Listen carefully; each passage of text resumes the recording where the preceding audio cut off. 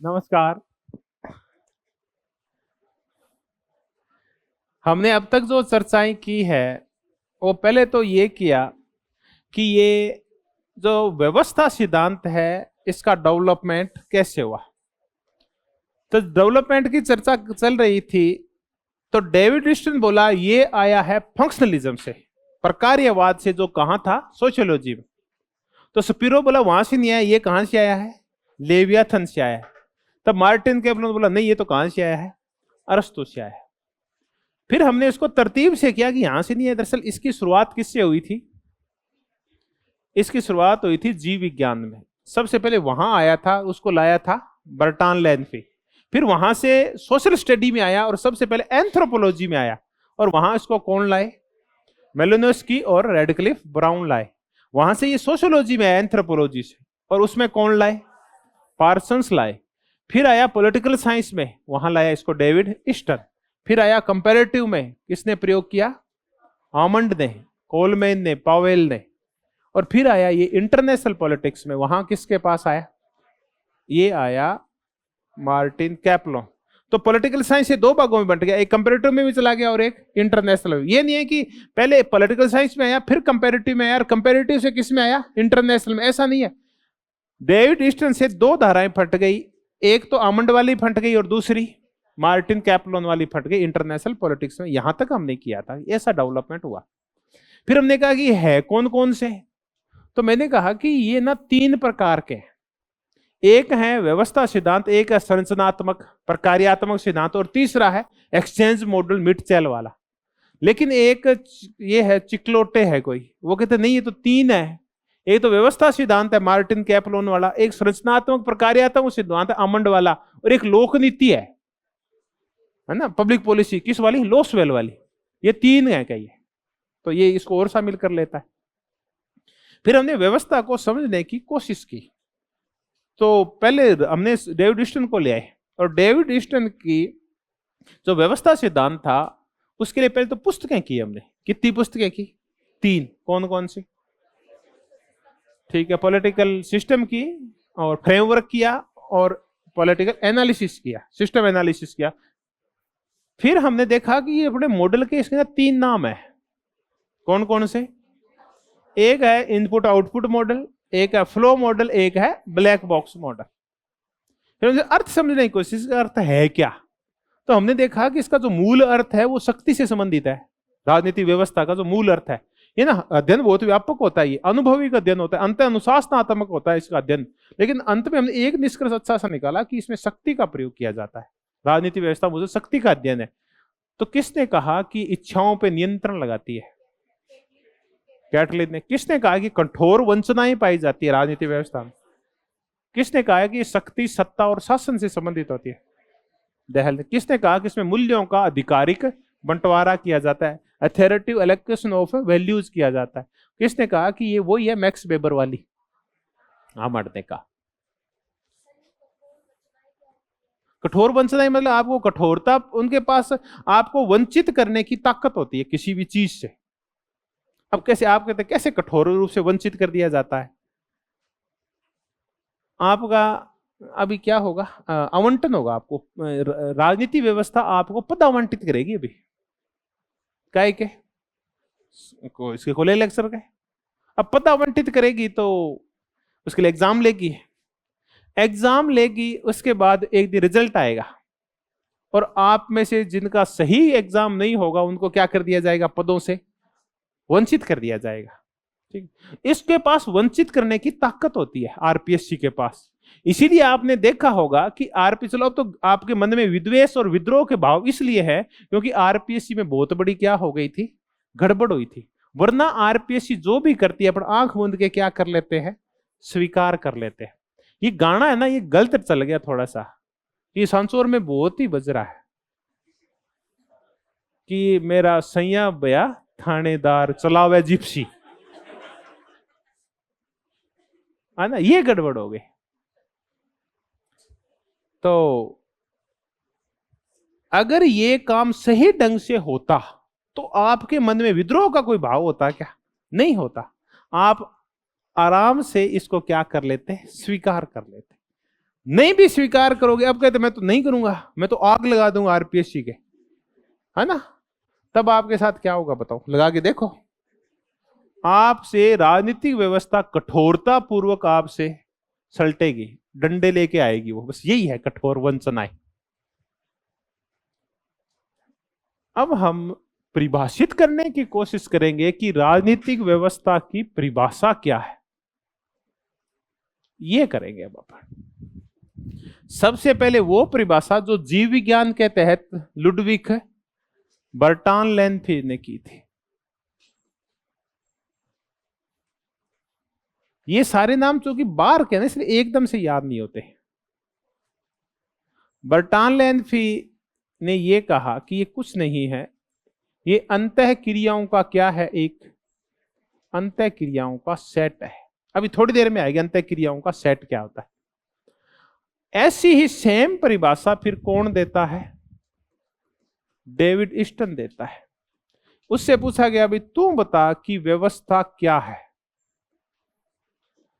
तो इसने कहा कि व्यवस्था है वो विभिन्न अंतः क्रियाओं का, वही है अंतः क्रियाओं का, वह अंतः संबंधों का, वैसे अंतः क्रिया ही है मेन, तो अंतः संबंधों का एक समुच्चय है, यानी क्या है, एक सेट है।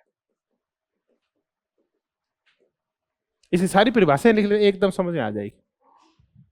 फिर यह कहता है कि एक अंतः क्रियाओं का ऐसा समुच्चय है जिसके द्वारा मूल्यों का आधिकारिक आवंटन किया जाता है, या अथॉरिटेटिव या अथॉरिटेटिव एलोकेशन किया जाता है, या सत्ता मूलक बंटवारा, आप आधिकारिक बोल दो या सत्ता मूलक बंटवारा बोल दो,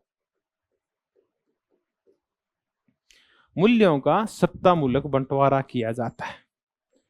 फिर ये कहता है कि ये क्या है, कि ये मानवीय जो संबंध है, मानवीय संबंध है, उनका एक सतत प्रतिमान है, एक परसिस्टेंस मॉडल है, एक सतत प्रतिमान है। ये सिंपल शब्द वाली थोड़ी अभी समझ में आएगी।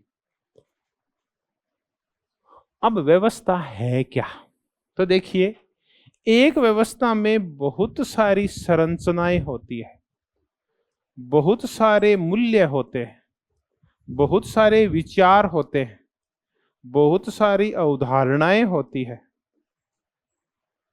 चलो ये कर लो, बहुत सारी संस्थाएं होती है, ये सारे आपस में बहुत सारे तत्व होते हैं, ये सारे आपस में जब एक दूसरे के साथ क्या करते हैं, इंटरेक्शन करते हैं, तब क्या बनती है, एक व्यवस्था बनती है। तो बहुत ही ना टिपिकल होती है व्यवस्था की एक एक चीज को तो नापना। अब अपने आप कहो कि शरीर एक व्यवस्था है, इसी को नापते हैं सबसे पहले, क्या क्या होता होगा इसमें, तो इसमें बहुत सारे क्या हैं, अंग है, बहुत सारे उपांग है, बहुत सारी क्या हो रही है, क्रियाएं हो रही है, बहुत सारे भांति भांति के क्या पैदा हो रहे हैं, प्रभाव, बहुत सारी शरीर के अंदर क्या पैदा हो रही है, संवेदनाएं, और ये सारी आपस में क्या कर रही है, इंटरेक्शन कर रही है। अंग कर रहे हैं, उपांग कर रहे हैं, बहुत सारी क्रियाएं, सांस ले रहे हैं, रुधिर तंत्र है, यहां से ये कर रहे, ये काम कर रही है, ठीक है, कोशिकाएं अपना काम कर रही है, माइटोकॉन्ड्रिया अपना काम कर रहा है, बहुत सारे प्रभाव हैं जो वातावरण से इसके ऊपर पड़ रहे हैं। हम सांस ले रहे हैं, पानी पी रहे हैं, गंदा अच्छा जो भी पी रहे हैं, हम अजीब सा खाना खा रहे हैं, वो सारी चीजें प्रभावित कर रही है हमें। बहुत सारी संवेदनाएं प्रकट हो रही है जो मस्तिष्क में प्रकट हो रही है, ये सारे आपस में खाना पीना, संवेदनाएं, इच्छाएं, भावनाएं, ठीक है, श्वसन तंत्र, पाचन तंत्र, कोशिका, माइटोकॉन्ड्रिया, ये सारे मिलके आपस में क्या कर रहे हैं, अंतः क्रियाएं कर रहे हैं। तो ये सारे मिलके और क्या बनाते हैं, एक व्यवस्था का निर्माण करते हैं। अब देखते हैं कि राजनीति व्यवस्था में क्या होता है। तो राजनीति व्यवस्था में बहुत सारी संरचनाएं होती है। संरचनाओं का तात्पर्य है इसमें औपचारिक भी होती है और इसमें अनौपचारिक भी। राजनीतिक दल, दबाव समूह, मीडिया, कार्यपालिका, न्यायपालिका, विधायिका, जातियां, धर्म, नरजातीय, क्षेत्र, भाषाएं, विचार, मूल्य, ये सारी चीजें, शिक्षा, ये सारी चीजें आपस में क्या करती रहती है, गड़बड़ होती रहती है और आपस में अंतः क्रियाएं करती रहती है, आपस में संबंधित होती रहती है, तब क्या बनती है, एक व्यवस्था बनती है। राजनीति कोई सिंपल चीज थोड़ी है। आप कहते हैं देखिए राजनीति में आप एक साथ लिखते हैं मूल्य, आपके भांति भांति के मूल्य। अफगानिस्तान के लोग अलग प्रकार के क्यों हैं? क्यों उनके विचार और मूल्य क्या है, अलग है। ब्रिटिश और फ्रांसीसियों के एक जैसे क्यों नहीं है, बताओ? क्यों उनके विचार और मूल्य अलग है। अवधारणाओं की समझ अलग अलग प्रकार की होती है, संस्थाएं और संरचनाएं अलग अलग प्रकार की होती है हर देश में। भारत में ना रंग भेद होता ही नहीं है कभी। कभी आप गोरे काले के अकॉर्डिंग कभी भी वोट नहीं डालते, आप तो किसके अकॉर्डिंग डालते हो, धर्म और, क्योंकि यहाँ की संरचनाएं और संस्थाएं क्या है, अलग प्रकार की है। तो इनमें बहुत सारे तत्व हैं जो आपस में क्या करते रहते हैं। इसमें शिक्षा भी आप शामिल कर लो, इसमें आप साहित्य भी शामिल कर लो, कुछ भी चीज शामिल कर लो। ये सारे तत्व आपस में क्या करते हैं, मिलके अंतः क्रियाएं करते हैं। यहां तक कि कपड़े भी भारत में तो किससे संबंधित माने जाते हैं, राजनीति से। ठीक है, आप देख लो, आपने कभी ऐसा नेता देखा होगा जो टाई टुई लगा के आए हो आपके गांव में वोट डालने के लिए? नहीं, वो भी किससे संबंधित है, कपड़े भी, वो भी राजनीति तक पहुंच जाते हैं। लेकिन हर चीज को राजनीति चलो घुसा नहीं सकते अपन, तो कह रहे हैं। तो ये है, एक दिन मैं आपको बता रहा था कि राजनीति क्या है, कि राजनीति एक कानून बनाना, कानूनों को लागू करना और जो कानून नहीं मान रहे उनको दंडित करना। तो एक दिन वो मोहम्मद अली जिन्ना से बोला, कौन आपका वो, मैं तो नाम भूल जाता हूँ, रोजेज ऑफ दिसंबर का लेखक है, जो जज भी था, सागला, करीम मोहम्मद सागला।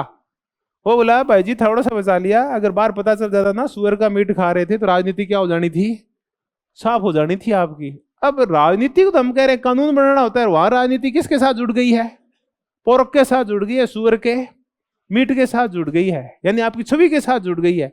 तो मनोविज्ञान, छवियां, समाज विज्ञान, जातियां, धर्म, ठीक है, ये सारे मिलके आपस में क्या करते हैं, अंतः क्रियाएं करते हैं, तब जाके क्या बनती है, एक व्यवस्था।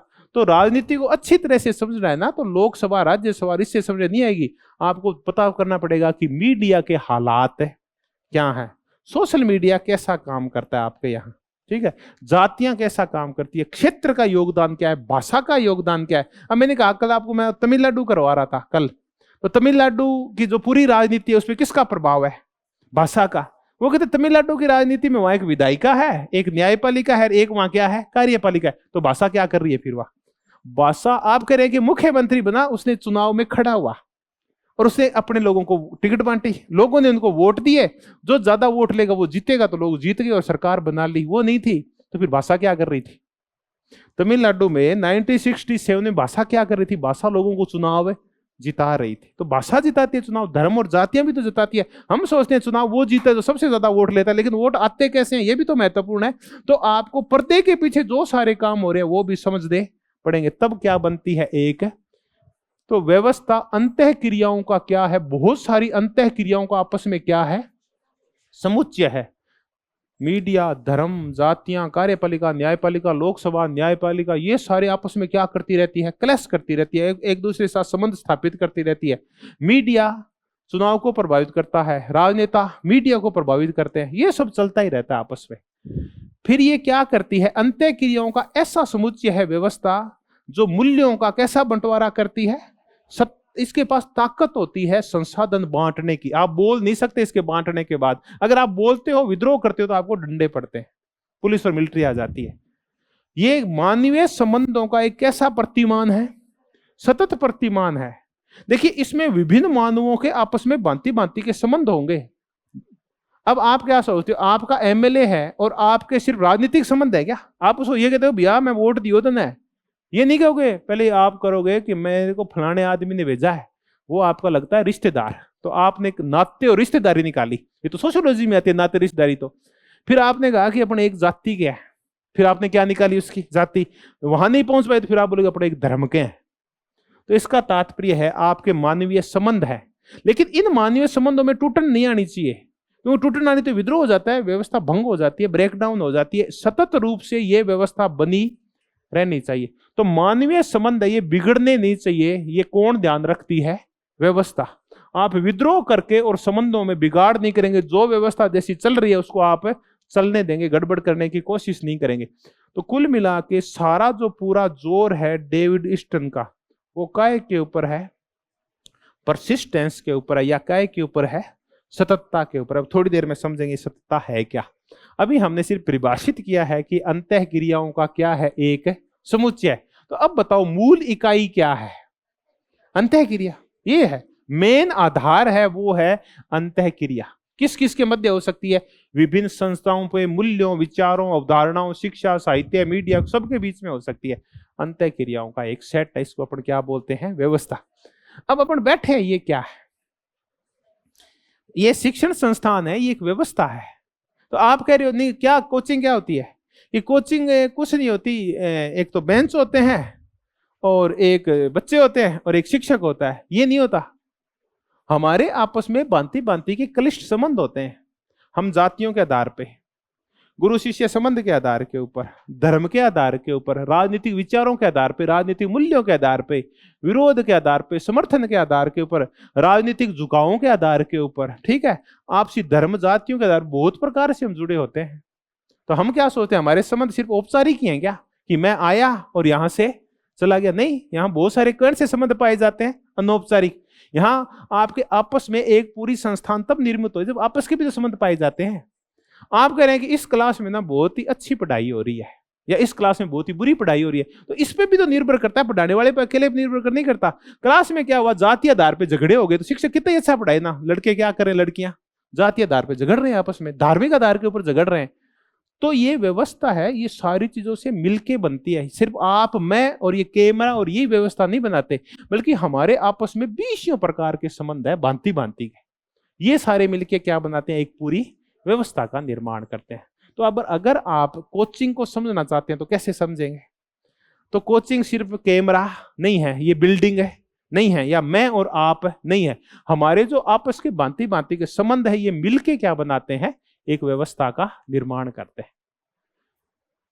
तो अपन कहते हैं कोचिंग कुछ नहीं होती, कोचिंग होता है मैनेजमेंट, उससे चलती है कोचिंग। तो क्या मैनेजमेंट से, क्या साइकिल से, हैंडल से चलती है क्या? मैनेजमेंट बहुत ही अच्छा है, आप आए ही नहीं, कि हम तो नहीं आएंगे, तो मैनेजमेंट क्या कर लेगा? हम नहीं आएंगे तो मैनेजमेंट क्या कर लेगा? एक दिन लाइट चली गई और सारे इलाके में लाइट चली गई, मैनेजमेंट क्या कर लेगा?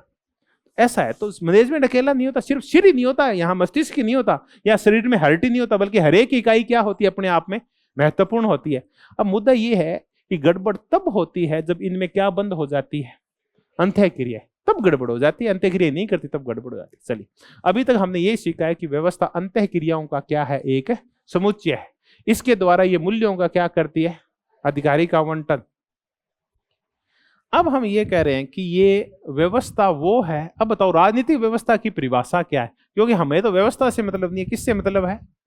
राजनीतिक व्यवस्था। अब आप नहीं समझ में आ रहा है तो राजनीतिक व्यवस्था क्या है? राज्य है। और राज्य के पास इतनी ताकत होती है कि वो संसाधनों का ताकतपूर्वक क्या करता है? बंटवारा करता है, और आपको उस बंटवारे को मानना पड़ता है। यही है राजनीतिक व्यवस्था, और कुछ भी नहीं है। तो अब हमने कहा कि एक सिंपल और सबसे छोटी परिभाषा है, ये है मूल्यों का आधिकारिक या सत्तामूलक बंटवारा। डेविड ईस्टन की ये परिभाषा चलो फाइनल हुई अपनी। हालांकि छोटी छोटी सारी परिभाषा याद रखना आप, जो छोटी छोटी है, यह इंटरकनेक्टेड है सारी आपस में। तो एक हमने इंटरेक्शन शब्द देख लिया है, एक देख लिया मूल्यों का सत्तामूलक बंटवारा। तो मूल्यों का सत्तामूलक बंटवारा वो कैसे किया जाता है? एक नीति बनाई जाती है, फिर एक प्राधिकार होता है, और एक इसमें क्या होता है? समाज होता है। आपको सबसे पहले वैल्यूज यानी मूल्य बांटने हैं। यहां मूल्यों का तात्पर्य है कि आपको क्या बांटने हैं?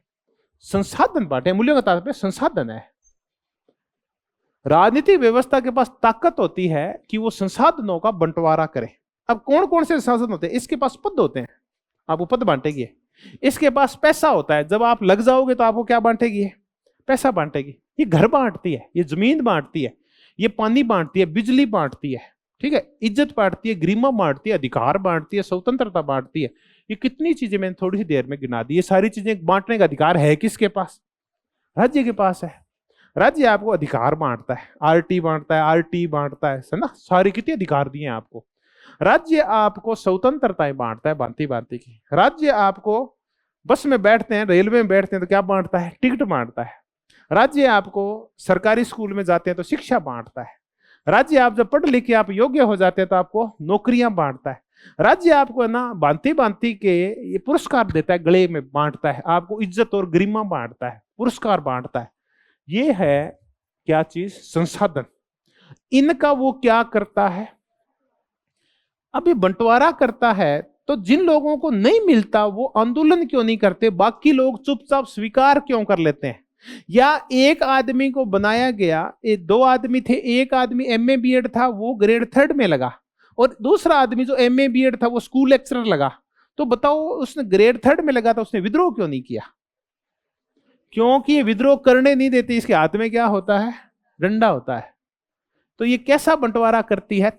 इसके पास बंटवारा करने की आपको पता है क्या है? ताकत है, इसलिए आप विद्रोह करते नहीं है। अब आ गया कि ये बंटवारा होता कैसे है? तो स्वाभाविक है, बंटवारा करने के लिए सबसे पहले क्या बनाई जाएगी? एक नीति बनेगी, नीति के तहत ही बंटवारा होगा। अब बताओ पदों का बंटवारा करने की नीति क्या है, क्या प्लान है पदों का बंटवारा करने की? कि सबसे एक योग्यता है कि सबसे पहले ये है पोस्ट, इसके लिए ये क्या है? एक योग्यता है। इस योग्यता को जो पूरा करेगा वो भरेगा फॉर्म, उसके बाद होगी एक प्रतियोगी परीक्षा, उसके बाद आएगा रिजल्ट, उसके बाद होगा इंटरव्यू, और फिर तालियां और आंसू, 2 चीज आएगी। अब जिनके आंसू आएंगे वो बोलते क्यों नहीं है? आंसू पी के लेते, अगली बार की तैयारी शुरू कर देते हैं। बताओ क्यों? क्योंकि इसके पास, राजनीति व्यवस्था के पास क्या होता है? प्राधिकार होता है। तो पहले नीति बनती है, फिर उस नीति के अकॉर्डिंग बंटवारा करने की उसके पास क्या होती है? ताकत होती है। अब ये जो नीतियां बनती है ना, एक अच्छी राजनीतिक व्यवस्था में नीतियां किसी के पक्ष में नहीं बनती, विशिष्ट लिंग, जाति या धर्म के, बल्कि किसके लिए बनती है? पूरे समाज के लिए बनती है। तो ये था मूल्यों का सत्तात्मक बंटवारा। अब हमारे पास बिल्कुल एक पिन पॉइंट मुद्दा हो गया है कि दरअसल व्यवस्था, जो राजनीतिक व्यवस्था है, वो किस प्रकार की होती है। तो डेविड स्टर्न कहता है कि एक राजनीतिक व्यवस्था में बहुत सारे तत्व पाए जाते हैं। अब तत्व क्या है मैं खूब बार बता दिया। आप क्या सोचते हैं, आपके विचार क्या हैं, आपके मूल्य क्या हैं, आपकी जाति क्या है, आपके धर्म क्या है, आपकी शिक्षा कैसी है, अनपढ़ है या पढ़े लिखे हैं, ठीक है, आप मीडिया कैसा पढ़ते हैं, क्या मीडिया को आपको समझ है, क्या अखबार आपको क्या बताते हैं, टेलीविजन आपको क्या सिखाता है, सोशल मीडिया के ऊपर क्या चल रहा है, ये सारी चीजें क्या है? भांति भांति के तत्व है। कार्यपालिका, विधायिका, न्यायपालिका, औपचारिक और अनौपचारिक तत्व कितने प्रकार के होते हैं? 2 प्रकार के। अब डेविड स्टर्न कहता है कि इन सारे तत्वों में 3 प्रकार के संबंध होने चाहिए। ये सारे अंतर संबंधित होने चाहिए, ये सारे अन्योन्याश्रित होने चाहिए, और ये सारे आपस में क्या करने चाहिए? अंतः क्रिया करनी चाहिए, तब तो बनती है व्यवस्था। ये 3 प्रकार के संबंध पाए जाते हैं आपस में। अब आप कोई ऐसी चीज ले आते हैं जिनसे इनका कोई संबंध ही नहीं है। आप कह रहे हैं कि आप, जो आपके खेत में खेजड़ी खड़ी है, उसका राजनीति व्यवस्था से क्या करो? संबंध स्थापित करो। तो राजनीति व्यवस्था का खेजड़ी के साथ है कोई संबंध नहीं है। देखो, तो आप सिर्फ उन्हीं तत्वों को लेके आएंगे जो आपस में क्या होते हैं? अंतर संबंधित होते हैं। राजनीति जो व्यवस्था है, चलो राजनीति, ये इनके आपस में संबंध होते हैं। देखिए, राजनीतिक दल के, दबाव समूह के, विधायिका के, धर्म के, जाति के और मीडिया के, इनके आपस में संबंध होते हैं नहीं होते? बताओ, होते हैं ना।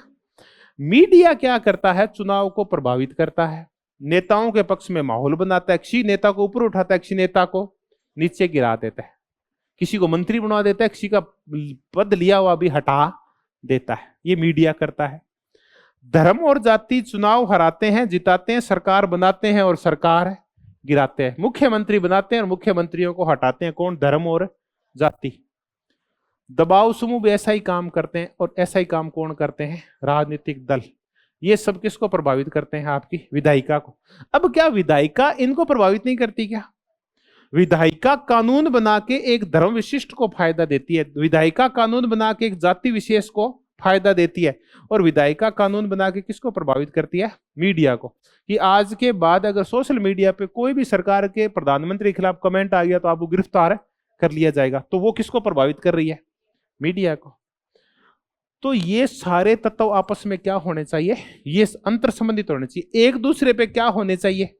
आश्रित होने चाहिए। अगर इनमें से कोई स्वतंत्र तत्व है तो वो काम का नहीं है, क्योंकि आपस में आप कह रहे हैं ये एक तत्व बिल्कुल स्वतंत्र है, इसका मतलब उसके दूसरों के ऊपर उसका कोई प्रभाव है पड़ ही नहीं रहा है, तो इसका मतलब वो व्यवस्था का हिस्सा नहीं है। अब ये शरीर है, ठीक है, और मैंने क्या किया? एक बाल उखाड़ा और बाल उखाड़ के फेंक दिया। अब वो अलग हो गया, वो व्यवस्था का हिस्सा नहीं, उसका अस्तित्व क्या है? अब स्वायत्त। कोई फर्क नहीं पड़ता कि शरीर के साथ हालात क्या है, बाल अलग है बिल्कुल। तो ऐसा कोई भी तत्व जो दूसरे पे आश्रित नहीं हो वो किस में नहीं गिना जाएगा? इसके सारे तत्व आपस में क्या होते हैं? एक दूसरे के ऊपर आश्रित होते हैं, एक दूसरे के ऊपर आश्रित होते हैं। धर्म है ना, ये आश्रित होता है किसके ऊपर? विधायिका के ऊपर। कि विधायिका कानून बनाएगी किसके पक्ष में? धर्म के पक्ष में, धर्म की मजबूती देगी। तो बताओ, जब ये मौर्य थे तो बौद्ध धर्म क्या था? खूब विकसित हुआ था, और बाद में जब गुप्त आए तो ब्राह्मण हावी हुए तो बौद्ध धर्म क्या हो गया? गायब हो गया। तो बौद्ध धर्म और जाति का आपस में क्या होता है? हमने देखा रिश्ता होता है। ये तो हम पढ़ते नहीं है किताबों में, औपचारिक रूप से तो हम पढ़ते नहीं है, ये तो अनौपचारिक अध्ययन कर रहे हैं अपन व्यवस्था का। तो चीजें अन्योन्याश्रित होनी चाहिए, और आपस में क्या करेगी? अंतः क्रिया करेगी। अगर अंतः क्रिया नहीं कर रही है आपस में तो इसका तात्पर्य व्यवस्था नहीं है। अंग हैं और सारे ऐसे अलग अलग बैठे हैं और एक दूसरे से कोई क्रिया नहीं कर रहे। मीडिया अलग है, उसका राजनीति से संबंध नहीं है। धर्म कह रहा है मैं तो राजनीति से दूर करूंगा, राजनीति कह रही है मैं तो धर्म से दूर करूंगी। जातियां कह रही है कि हमें तो राजनीति से मतलब है नहीं है।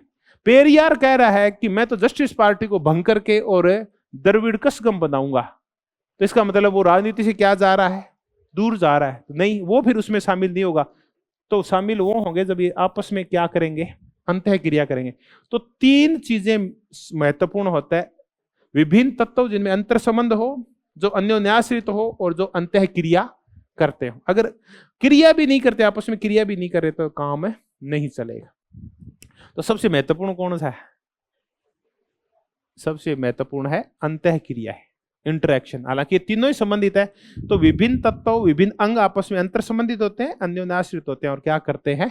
अंतः क्रिया करते हैं। अब अमंड भी कहता है, अमंड की तो अभी चर्चा नहीं करेंगे, आगे तो व्यापक चर्चा करेंगे। अमंड कहता है कि व्यवस्था की कितनी विशेषताएं होती है? तीन। ये कहता है ये चीज होती है। ये तो है ईस्टर्न बता के गया है, सीधा ही पूछेंगे इनमें से कौन सी है कौन सी नहीं है। आमंड से पूछा गया तू बता भाई व्यवस्था के बारे में। वो बता व्यवस्था में एक चीज होती है, क्या होती है? ये बहुत ही व्यापक होती है, इसमें बहुत सारी चीजें आती है। दूसरा कि इसमें क्या पाई जाती है? इंटरडिपेंडेंसी, अन्योन्याश्रितता पाई जाती है। और तीसरी चीज क्या पाई जाती है? एक कहीं तो रोकना ही पड़ेगा, सबको शामिल थोड़ी कर लोगे राजनीति में, हर चीज का अध्ययन थोड़ी हो सकता है। तो ये गायों का भैंसों का तक का अध्ययन करने लग जाओगे राजनीति के तहत, भेड़ बकरियों का है कि फलाने दिन ये नहीं काटोगे, उस दिन ये काटोगे। इसका मतलब एक सीमाएं निश्चित करनी पड़ेगी आपको। तो आमंड व्यापकता, अन्योन्याश्रितता और सीमाओं को कहता है कि ये मिलके क्या बनाती है? राजनीतिक व्यवस्था। और ये कहता है राजनीतिक व्यवस्था विभिन्न तत्वों के आपसी अंतर संबंधों, अन्योन्याश्रितता और कैसे बनती है? अंतः क्रियाओं से बनती है। ये हमने राजनीतिक व्यवस्था को परिभाषित करने की कोशिश की है। एक सिंपल परिभाषा क्या है? राजनीतिक व्यवस्था ईस्टर्न के अनुसार अंतः क्रियाओं का वो समुच्चय है जिसके द्वारा संसाधनों का ताकतपूर्वक बंटवारा किया जाता है। ठीक, ये हो गई व्यवस्था। तो ये सारी चीजें आपस में जुड़ जाएगी तो क्या बन जाएगी? राजनीतिक व्यवस्था बन जाएगी। अब हम मुख्य मुद्दे पे आते हैं। यहां तक कर लिया, छोटी छोटी चीजें समझ में आ गई। अब हम राजनीतिक व्यवस्था की विशेषताएं करते हैं, जो 2 बार कर लेंगे अपन, ताकि चीजें समझ में आ जाए कि राजनीतिक व्यवस्था है क्या। राजनीति व्यवस्था की विशेषताएं करते हैं।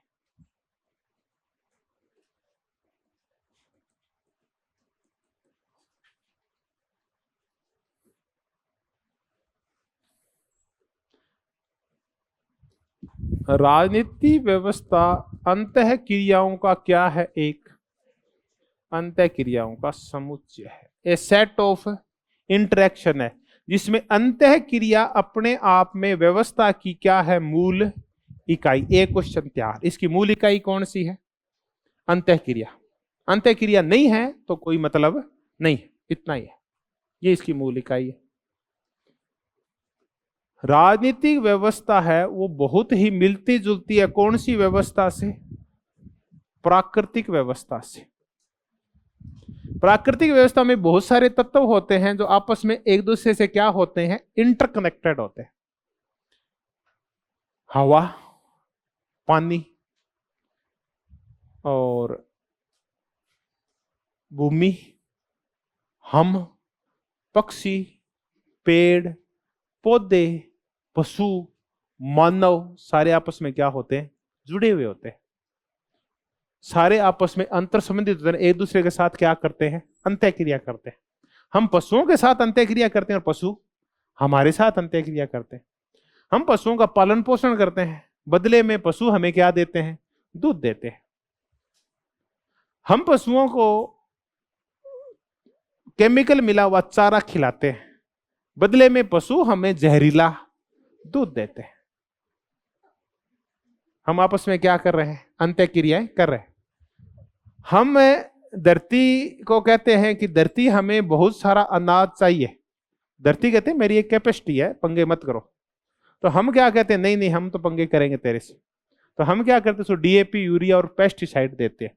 बदले में वो हमें जहरीला अन्न देती है, कैंसर देती है और अपंगता और भांति भांति के रोग देती है। तो हम आपस में क्या करते हैं? धरती और मानव आपस में क्या करते हैं? अंतःक्रिया करते हैं। हवा में क्या करते हैं? अपन कहते हैं कि हवा अपने पे निर्भर है, अपन हवा पे निर्भर है, अंतर संबंधित है। हवा स्वतंत्र और स्वायत्त नहीं है। आदमी क्या करता है? उसको गंदा कर देता है ना, चला चला के गाड़ियां और फैक्ट्रियां खोल खोल के धुआं छोड़ छोड़ के, CO2 और ये सब छोड़ के। बदले में वो भी हमारे साथ अंतःक्रिया करती है। वो हमारे फेफड़ों में जाती है और जाके और लंग्स को क्या कर देती है? खत्म कर देती है, डैमेज कर देती है।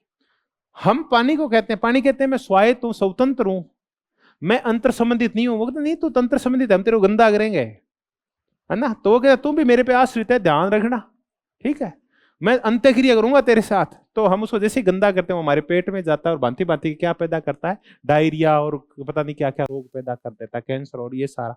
तो देखिए, ऐसे प्राकृतिक व्यवस्था में ऐसा होता है। ऐसे कौन सी व्यवस्था में होता है? इसमें भी वो राजनीतिक व्यवस्था में बहुत सारे तत्व होते हैं जो आपस में क्या करते रहते हैं? अंतःक्रिया करते रहते हैं। जो राजनीतिक व्यवस्था है वो सामाजिक व्यवस्था की उपव्यवस्था है। ये तो आप फट से समझ जाओगे, सामाजिक व्यवस्था की उपव्यवस्था है। इसका तात्पर्य क्या है? व्यापक व्यवस्था कौन सी होती है बताओ? सामाजिक व्यवस्था व्यापक होती है, क्योंकि एक सामाजिक व्यवस्था में बहुत सारी और उपव्यवस्थाएं पाई जाती है। तो ये तो क्या है? सामाजिक व्यवस्था।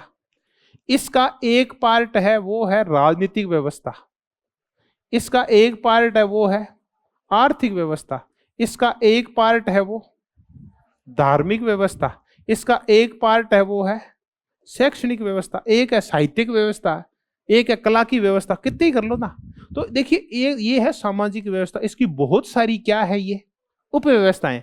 तो राजनीतिक व्यवस्था सामाजिक व्यवस्था की क्या है? एक उपव्यवस्था है एक। पर ये औरों से अलग है, बस बताओ क्यों? वेरी गुड, इसने सही बताया कि इसके पास डंडा होता है, औरों के पास डंडा नहीं होता। इसके पास ताकत होती है विधान बनाने की, कानून बनाने की, इसके पास शक्ति होती है। इनके पास ऐसी शक्तियां नहीं होती। इसलिए राजनीतिक व्यवस्था और व्यवस्थाओं से क्या होती है? अलग होती है। ठीक है, अब आ गया कि राजनीतिक व्यवस्था सामाजिक व्यवस्था की तो उपव्यवस्था है, लेकिन अपने आप में भी क्या है? एक व्यवस्था है।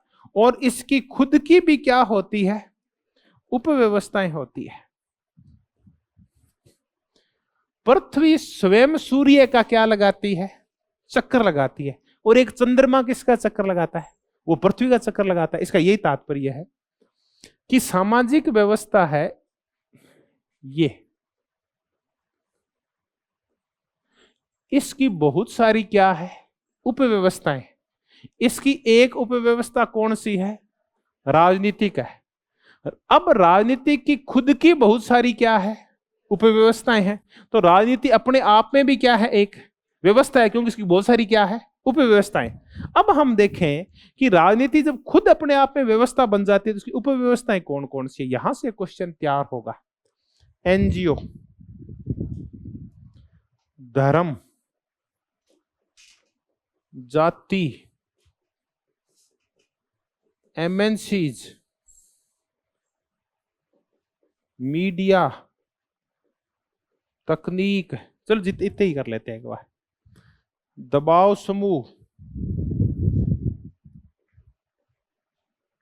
राजनीतिक दल।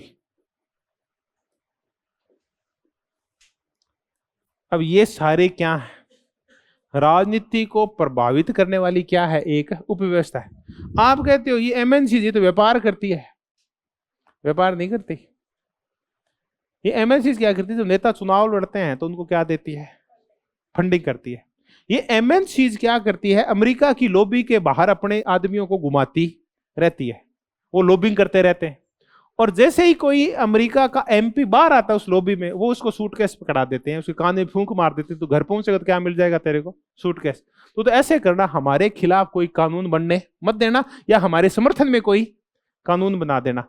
तो एमएनसीज भी नीतियों को क्या करती है?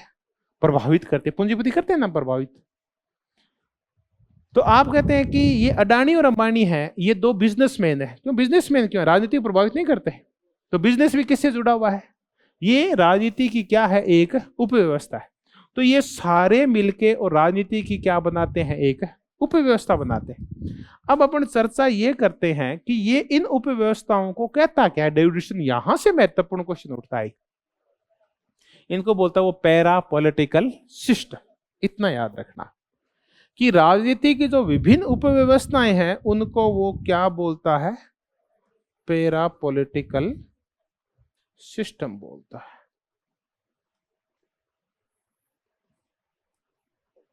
अब आपको व्यवस्था समझ में आने लगी कि व्यवस्था होती क्या है। अभी तक हम ये कर रहे थे कि राजनीति में सिर्फ हम किसका अध्ययन करते हैं? राज्य का। या बहुत ज्यादा आगे बढ़ जाते थे तो किसका? सरकार का। इतना ही दिन था। और बहुत आगे जाते थे तो चलो झगड़ा छोड़ो, दोनों का अध्ययन करेंगे, राज्य का भी और सरकार का भी। शुरुआती परिभाषाएं इन तीन ही मुद्दों के ऊपर है। लेकिन मानव का जो राजनीतिक व्यवहार है वो बहुत सारी चीजों से प्रभावित होता है। वो इन सब से प्रभावित होता है। उसका राजनीतिक व्यवहार, टेक्निक कैसी है, तकनीक तक आपकी पहुंच कैसी है, ये भी निर्भर करता है। अब टेक्निक की पहुंच का तात्पर्य है कि आपको 3G 4G चलाना नहीं आता, तो आपको मंदिर मस्जिद और गाय के मुद्दे हैं वो उद्वेलित नहीं करेंगे, और आपको सपने में भी नहीं लगेगा हिंदू कहां है खतरे में। अगर आप टेक्निक के जानकार हैं और बहुत ज्यादा सोशल मीडिया पर रहते हैं तो आपको रात को नींद नहीं आएगी, क्योंकि हिंदू तो क्या है? खतरे में है। माता खतरे में, मंदिर खतरे में, और हिंदू तो क्या होने वाले हैं? समाप्त होने वाले हैं। ये किसका प्रभाव है? टेक्निक का। यही प्रभाव तब पड़ेगा जब आप क्या डालने जाएंगे? वोट डालने जाएंगे। ये वहां प्रकट हो जाएगा। मीडिया, चलो आ गया। अखबार क्या कहते हैं, टीवी क्या दिखाते हैं, आपको निर्भर करता है। एमएनसीज कैसे प्रभावित करती है? जाति, धर्म, ये सारे, ये क्या है? सारे पैरा पॉलिटिकल सिस्टम। अब आपको समझ आ गया ये सारे राजनीति व्यवस्था के भांति भांति के तत्व है जो आपस में क्या करते रहते हैं? क्रिया करते रहते हैं। अब एक छोटी सी क्रिया कराते हैं। आप कहते हैं राष्ट्र एक स्वायत्त तत्व होता है।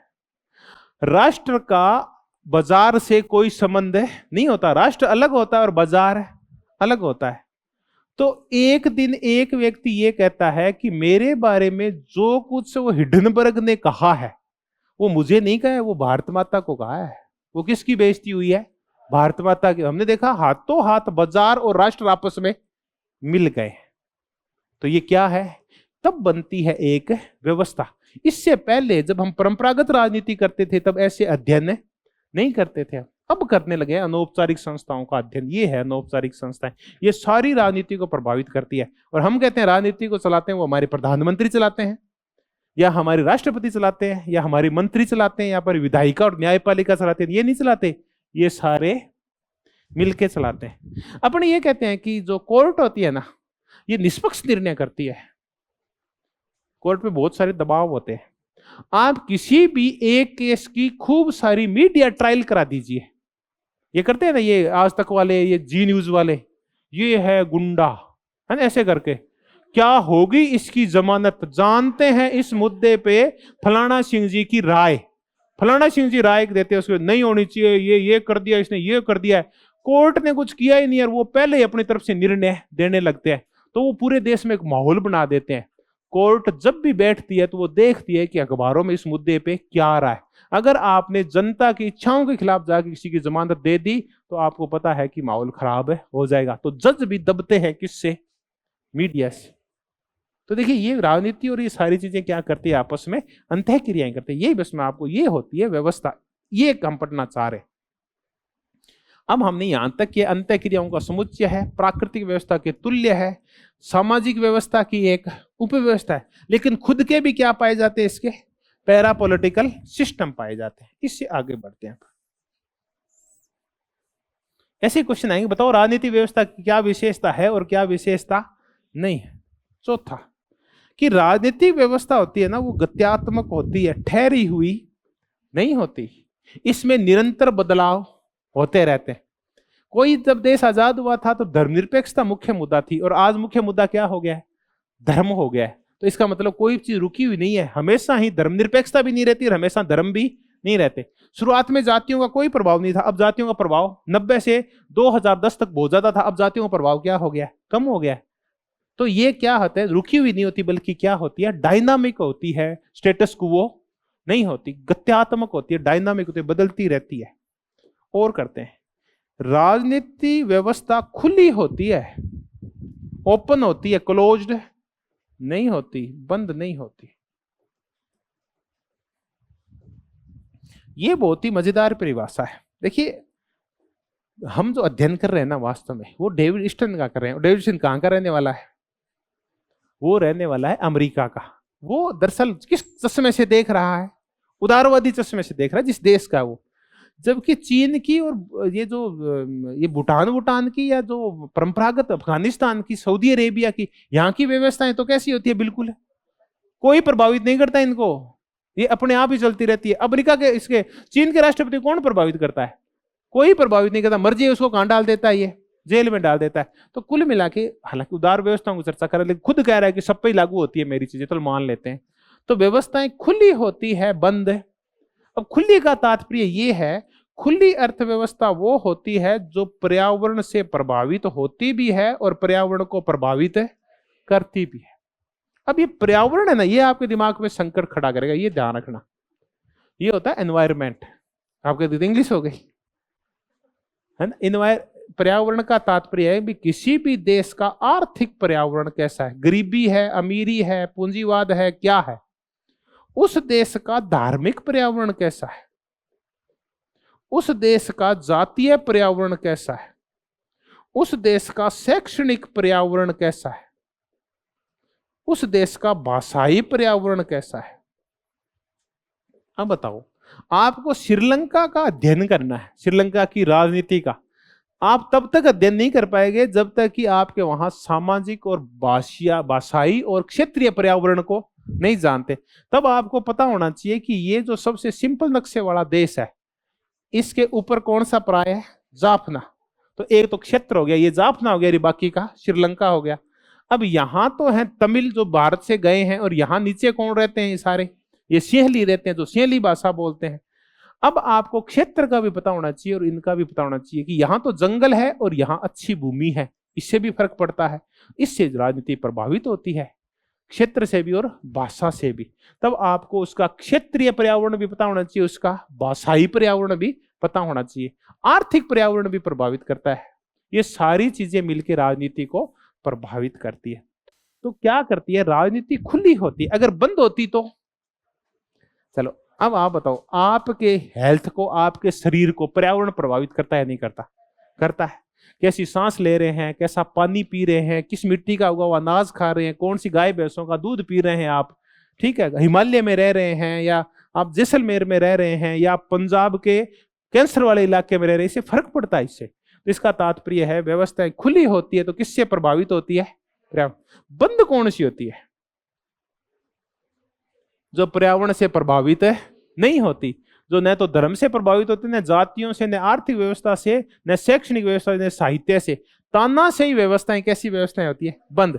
ये किसी से भी प्रभावित नहीं होती, अपने हिसाब से चलती रहती है, वो होती है। तो व्यवस्थाएं खुली होती है, बंद नहीं होती।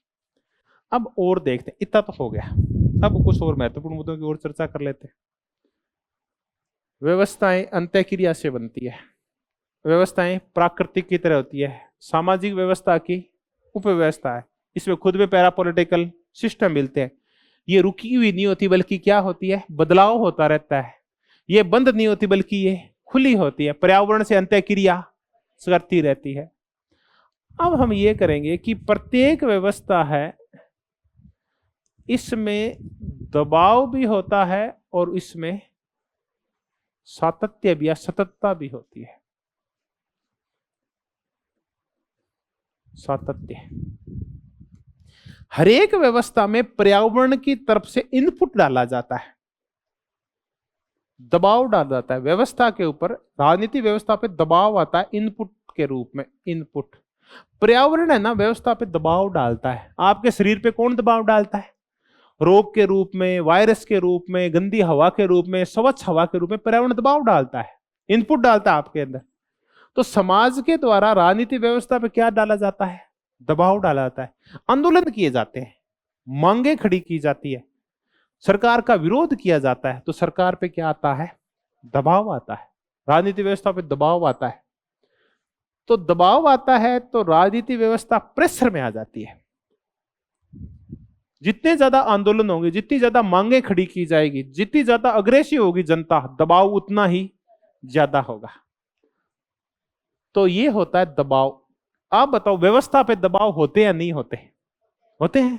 व्यवस्था चाहे कहीं की हो, उस पे क्या आते हैं? समाज के द्वारा दबाव डाले जाएंगे। या तो पूंजीपति दबाव डालेंगे, या किसान दबाव डालेंगे, या मजदूर दबाव डालेंगे, या पहलवान दबाव डालेंगे, या वो कुश्ती संघ का अध्यक्ष दबाव डालेगा। भांति भांति के क्या डालते हैं? दबाव डालते हैं। अब ये दबाव जब बढ़ते जाते हैं तो एक दिन कैसी सीमा आती है? क्रिटिकल रेंज आती है एक दिन, कि अब बस लाल लकीर खिंच जाती है, कि अब इतने ज्यादा दबाव आ जाते हैं। तो ये लाल लकीर खींचती है तो कई बार तो लाल लकीर पे काम रुक जाता है और वापस सही होने लगती है, और कई बार लाल लकीर के पार करते ही और व्यवस्था ब्रेक डाउन हो जाती है, व्यवस्था भंग हो जाती है। चाहे वो धर्म हो, चाहे जातियां हो, और चाहे कोई देश हो, क्या होते रहते हैं? बनते रहते हैं और बर्बाद होते रहते हैं। तो ये है दबाव। अब अच्छी व्यवस्थाएं वो होती है जो दबावों को सहन करना जानती है। वो क्या करती है? जैसे दबाव पड़ना शुरू होते हैं ना, वो उनका कोई ना कोई तोड़ निकाल लेती है। वो जैसे इनपुट आते हैं वो प्रोसेसिंग करके और अच्छे क्या देने लगती है? आउटपुट देने लगती है। तो आउटपुट देने लगती है तो व्यवस्था टिकी रहती है, सातत्य बना रहता है, व्यवस्था टूटती नहीं है। तो सातत्य है कि दबाव तो देखो आएंगे। अच्छी व्यवस्था वो होती है जो इन दबावों को सहन करके और लगातार बनी रहती है, वो होती है सातत्य वाली। 1945 के बाद जब सेकेंड वर्ल्ड वॉर समाप्त हुआ तो अधिकांश अफ्रीकन और एशियन देश जो गुलामी से मुक्त हुए थे, उन देशों के अंदर लोकतंत्र आया। अब जैसे ही लोकतंत्र आया तो लोगों को बहुत सारी उम्मीदें थी, उनकी उम्मीदों के पर लग गए कि मजा आ गया, सरकार किसकी बन गई? हमारी बन गई, अब लाइफ का आनंद आ जाएगा। जो सपन दिखाए थे कि बस अपनी सारी मजबूरियों के कारण है, ये उपनिवेशवादी शक्तियां जिन्होंने हमारा शोषण किया है, जिस दिन सत्ता हाथ में आ जाएगी, सब पढ़ना, सब लिखना, बड़े बड़े घर, गाड़ियां वाड़ियां, ओ मजे ही मजे, बल्ले बल्ले। अब लोगों ने 10 से 1 साल तो देखा, आराम से वोट भी डाले, कोई दबाव भी नहीं डाला। 10 साल बाद बोले नेहरू जी हो क्या रहा है? देश की 70% जनसंख्या 10-15 साल भी अशिक्षित, आप कर क्या रहे हो? देश की 70% जनसंख्या आज भी एक टाइम रोटी खा रही है, अनाज ही पैदा नहीं हो रहा। आप कह रहे थे अंग्रेज तो जाएंगे तो जाते हाथों हाथ ही काम हो जाएगा। तो व्यवस्था पे क्या डाला? दबाव डाला। दबाव डाला तो विभिन्न देशों में लोकतांत्रिक जो नेता थे, सरकारें थी, उनके ऊपर दबाव पड़े जनता के द्वारा, मांग आंदोलन ये वो। तो भारत की सरकार ने तो क्या किया, उनका इलाज ढूंढ लिया। हरित क्रांति हो गई, पंचायती राज ला के लोगों को एक बार ठप कर दिया, ठीक है, पेट भर दिया, और विभिन्न जातियों को थोड़े थोड़े मौके दे दिए, विभिन्न धर्मों को मौके दे दिए, ऐसे करके और व्यवस्था को बनाए रखा, लोकतंत्र को जिंदा रखा। लेकिन हमने देखा कि बाकी देशों में लोकतंत्र जिंदा नहीं रहा, वो क्रिटिकल रेंज को क्रॉस किया और वहां लोकतंत्र बर्बाद हो गए, ब्रेकडाउन हो गया, ठप हो गए, विपात हो गए, विघटन हो गया उनका। भारत ने लगातार क्या बनाए रखा? लोकतंत्र को बनाए रखा। तो भारत में क्या रहा? सातत्य रहा। तो ईस्टर्न कहता है कि अच्छी व्यवस्था वो होती है जो क्या बनाए रखती है? सातत्य बनाए रखती है।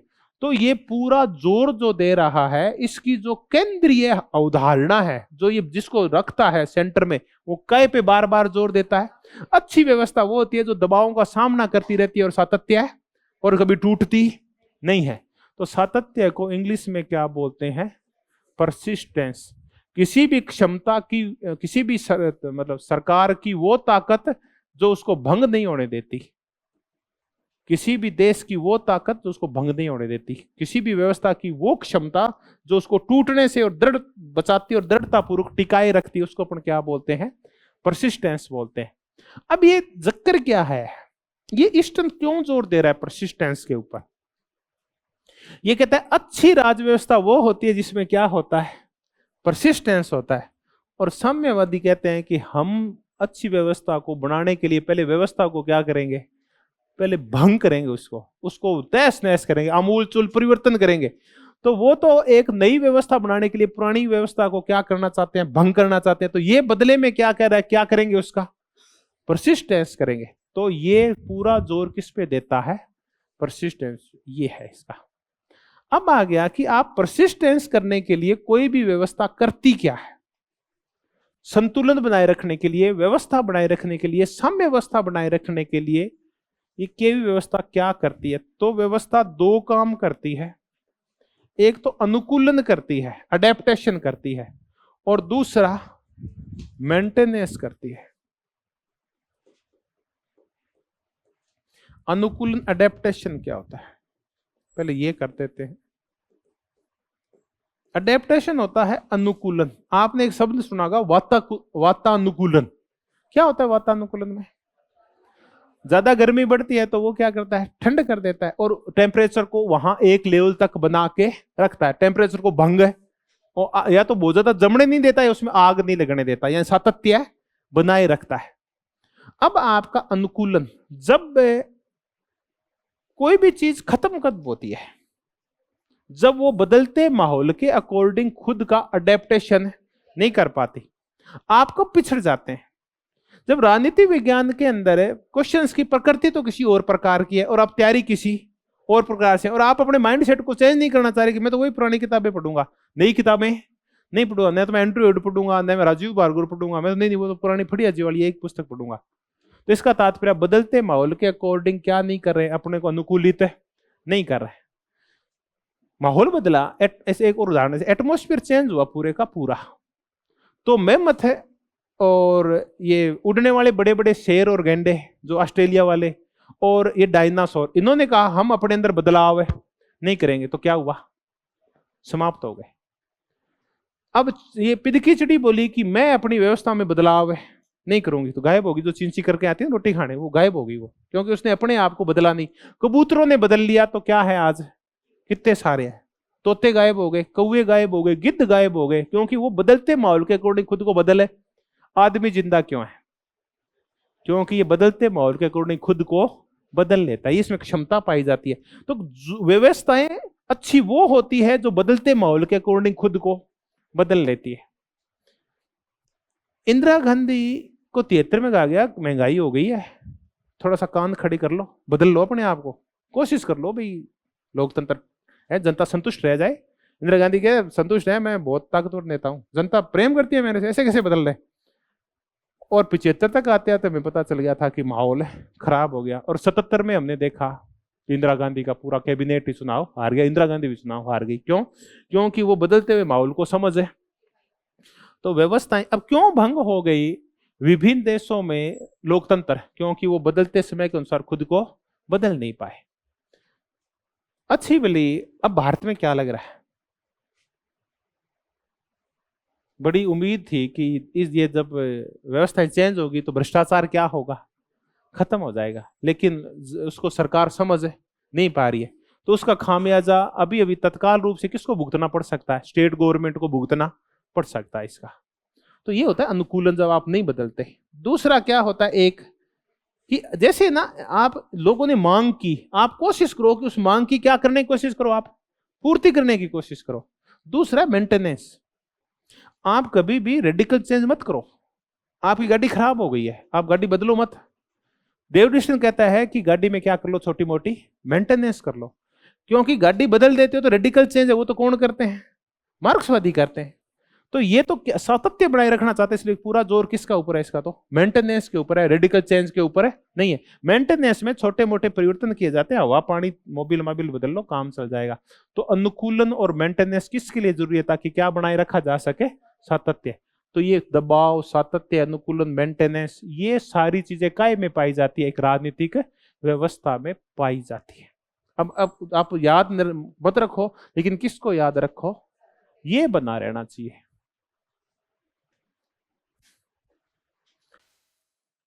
अब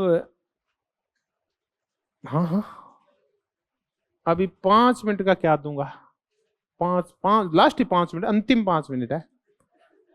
आप ध्यान देना, बैठे बैठे एक दूसरे के साथ आलोचनाएं प्रत्यालोचनाएं कर लो, मुखवास कर लो, जीभ को तीखा कर लो।